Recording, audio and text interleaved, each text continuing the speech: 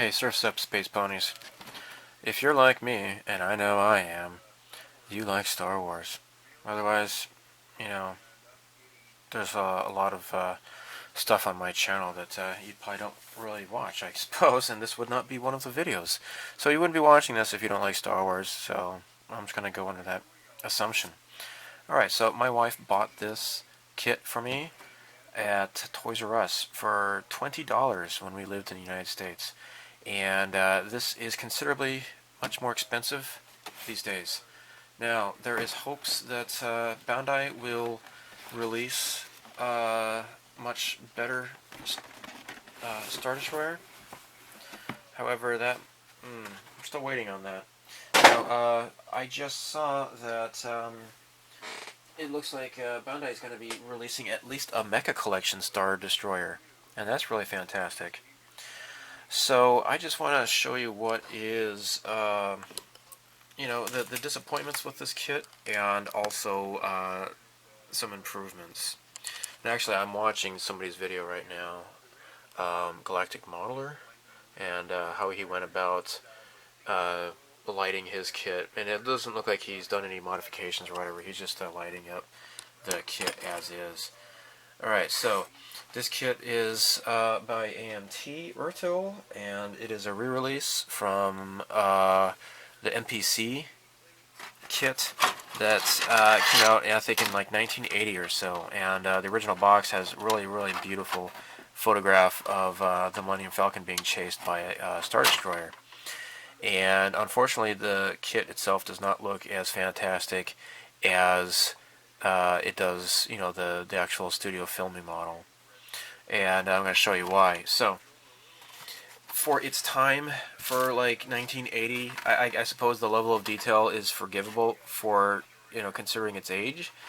By today's standards, though, it really falls flat. No pun intended. But yeah, detail is rather soft and flat. For example, these are supposed to be like these turbo laser cannon batteries, and they've just been smushed flat. You can barely even notice them. You wouldn't even notice. You would not even know what these are, really, if if you didn't know any better. This kit is just unfortunately one disappointment after another, and there's so much work that has to be done to make this look a lot nicer. Now, I'm going to show you the side trenches next. So this is what a lot of people have a lot of complaints about. Again, for their time, I'm sure they're great, okay? But they are not nearly as three-dimensional as they should be. You see a lot of these horizontal lines and such, like all of these here. There needs to be a heck of a lot more. So, I mean, it does have a lot of little tiny greeblies and such. So, again, I salute the MPCs, their effort back in 1980. But, yeah, it is a bit of a disappointment, though. This kit goes for a heck of a lot of money. Bandai had just a gibungus kit on display, and I forget how large that was. I've seen it in person twice, and they are not yet releasing that. And I think since Disney has held them to, has limited them to sales only within the the Asian territory, most likely we're not going to see that kit. I would be much happier if they could just release at least something this size, because not everybody has an entire coffee table sized place in their house to put that ship. It is really just huge. So look at these afterburner. Sorry, whatever you want to call them. These thruster cans here on the back of the ship. They're really lackluster. They're not really anything to get excited about at all. Here's like the superstructure on top, and you got the deflector the shield deflector dome, you know, the generators, really soft on detail. I mean, it has like a geodesic uh, pattern to it, but they're too big, first of all, and they're really soft. One really cool thing is the back here. I think this is, you know, fairly good. It's still a bit soft. The details could be a bit more pronounced, but it's not too bad. Now, there are some aftermarket parts. Okay, like the first thing I got here, this was made by Cosmos Models. All right, and this is for the deflector domes for this kit. The official size is 4,222 scale. And let's go ahead and take these guys out. The level of detail on these are fantastic. These resin kits, these resin pieces here. Now, to hold up in comparison here, these are considerably smaller. Look at the detail. The detail are just totally great here. Look at that. Isn't that nice? Totally great. Very nice. Now, other stuff I have recently obtained. This is Odyssey Slipways. Here he has made engine replacement parts for the Star Destroyer. Let's take this out and take a look here. Now there's two different types of thrusters here. Okay. Now let's open up the bag here and look at the large ones.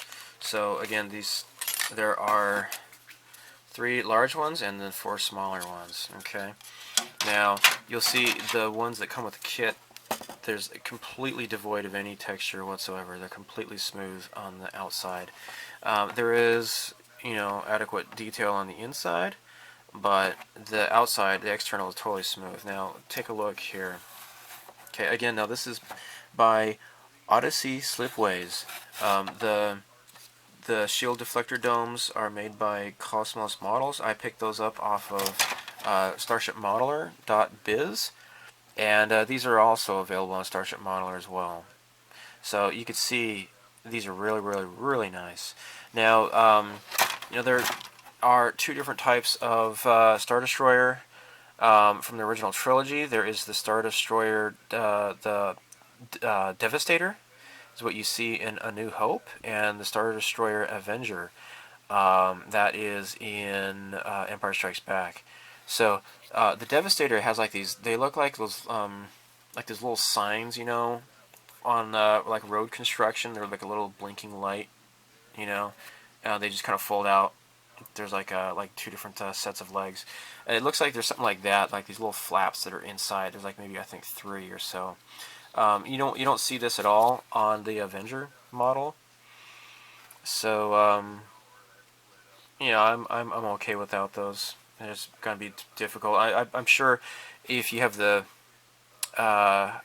skill, you can make that yourself. But you know, I'm certainly not gonna miss them, I don't think. So yeah, these are pretty nice. Now, the existing thruster cans here will fit just fine on the model here. Now see, it just fits right into place here.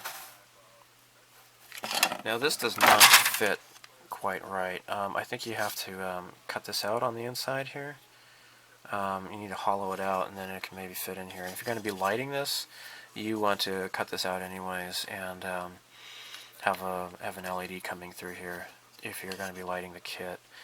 But yeah, this is really fantastic. Now the other thrusters here, these are like really too small. These are they're really stubby. Let's look at the other thrusters that come with this upgrade kit. Again, these are available on Starship Modeler. I would recommend buying stuff with Starship Modeler. John's a really nice guy. The forum's pretty great too. So there are 4 of these doohickeys here, and you can see there is like a bit of detail here. these little bumps. These will go like this. Okay, they're facing inwards, and then the ones on the bottom, they'll be facing up. The ones on top face down. These also, they don't really fit on here. You need to do some dissection with this. You need to cut this out a little bit. I don't know if you need to file this down or not, but yeah, this is where they go. So if you're going to be lighting it, you're going to have to get like a considerably smaller LED. Drill that out in the middle there and have it going in there. Pretty fantastic. The last thing I have that is an upgrade part, or a resin upgrade part, this is also by Odyssey Slipways. This is the Hangar bay for the same kit. Let's take this out. And, oh yeah, that's right, I forgot to tell you. This is something else I have. He came out with a little photo-etched dorsal detail kit. It says Star Destroyer dorsal detail kit. Now I believe where these, at least the one part goes on the front end here, I think this long piece here, you fold it down over the middle here, the center line, and glue it into place there. I'm pretty sure that's where this part goes. This is no longer stocked in Starship Modeler though. I think he might be making more, I'm not sure. But yeah, I got this directly from Chris at Odyssey Slipways, and I need to get like a PDF so I know where these parts go. But yeah, pretty neat little photo etched parts here. Now going back to here is the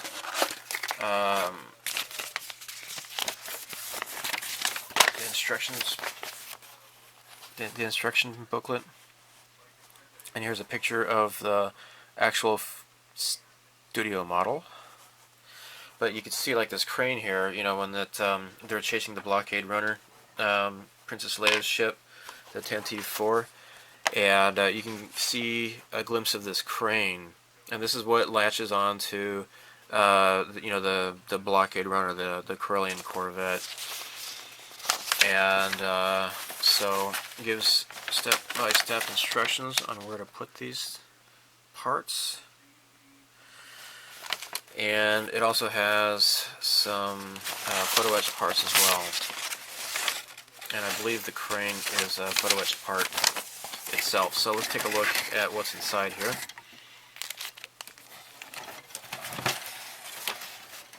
Now, the Hangar bay that comes with the kit, of course, is very light on detail. You're not going to see very much here. It's not bad, but this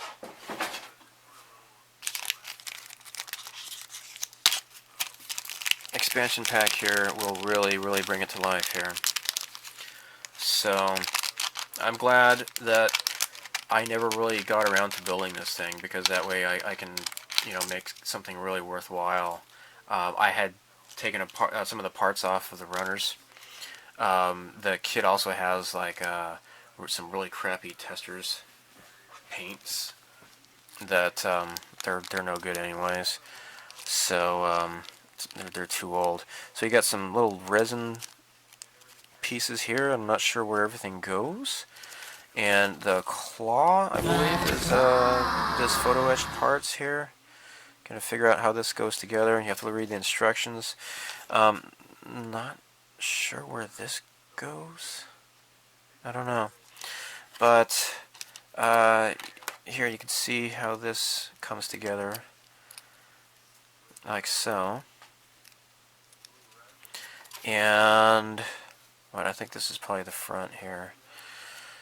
And I don't know, I'm just guessing, but you put this in like so, and as you can see, there's some holes here,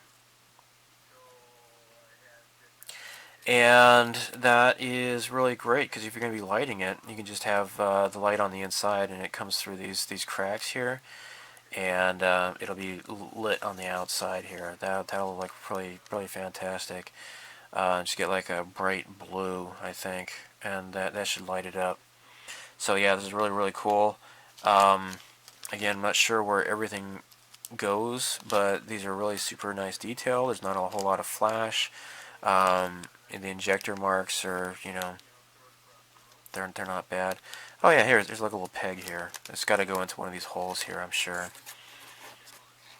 So, fantastic looking stuff.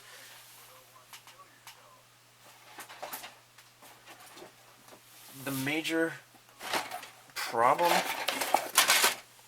with the kit, aside from the sidewalls, is going to be the superstructure, the command tower. Let me get this here. Okay, so as I mentioned, there's the Devastator and the Avenger. The Avenger is it's a lot more greeblier than the Avenger, but like here is the bridge up here. I believe that's what this piece is here. Here is where the deflector domes go, so you have to glue these together and stick them on here. But again, like I said, they're too small, so you have to kind of cut this off, file it down, and then put those aftermarket parts on here. Now, Chris at Odyssey Slipways, I've been bugging him. He's been talking about doing side trenches and redoing the superstructure of the the command tower and such. I'm really looking forward to that whenever he completes it. Especially since this kit I only paid I got it as a gift actually for Christmas, but my wife only paid like $20 for this. This thing goes for at least about $100 or so. I know I see it on Yahoo Auctions Japan, and it goes for a bit of money. So until Bandai comes out with something else, I'm going to hope for the best and wait for command center, the command tower. Hopefully he can pull through and make something really nice with that, and then I will go ahead and proceed. Until then, I'm going to practice lighting some other kits first, and by the time I'm ready for this, hopefully I can make it look really nice. So the purpose of this video is, I don't know if anybody else has really shown an unboxing. I'm sure people have, but I just wanted to show some of the neat stuff that I've gotten for upgrade resin parts. So now I know there is, I can't remember what they were called. There is a website out there that there is like both a Devastator and an Avenger set for the superstructure with the command tower. The pictures on their website, the resin looks warped, and I don't know if their stuff is good quality, then that doesn't really come across very well in the picture, and I'm really hoping that that Chris at Odyssey Slipways can pull through and come up with something really fantastic, because his work is really fantastic, really high quality. So yeah, if you have this kit, I would recommend going to starshipmodeler.biz and looking up these different parts. And some of these I've already had. Actually, I had these from before. I got these a couple years ago, but the rest of this stuff I just got this over the Christmas break, as well as clear thruster parts for the 144 Millennium Falcon by Fine Molds. So because it doesn't come with clear parts like the brand new Bandai does. So anyhow, thanks for watching, and if you are interested, again, check out starshipmodeler.biz. Not starshipmodeler.com, because that is just the hobby in general, but the .biz is where you can make these purchases. So thanks for watching. Take care, and may the force be with you. Bye.